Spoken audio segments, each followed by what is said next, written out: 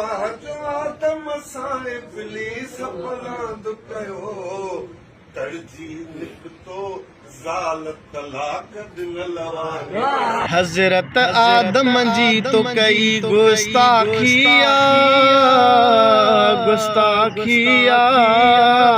हजरत आदम जी तो कई गुस्ताखिया तो तेरंज खुदा थी नजी खुदाई आई महर बाई तुझे मुँह में शाइया महर बाई तुझे मुँह में शाइया हजरत आदम जी तो कई गुस्ताखिया महर बाई तुझे मुँह में शाइया।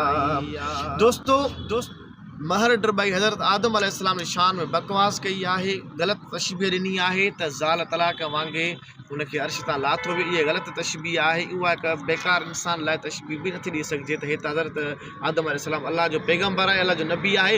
मुस्लमान ईमान वारो इहे अहिड़ा लफ़्ज़ नथो ॻाल्हाए सघे। हिन जेको बकवास कई आहे, हिन ॻाल्हायो आहे जेको ॻोथो शायदि हिन जो अक़ीदो आहे या को दिलि वारो ख़्यालु ज़बान ते अची वियो आहे, तमामु असांखे ॾुख थियो आहे।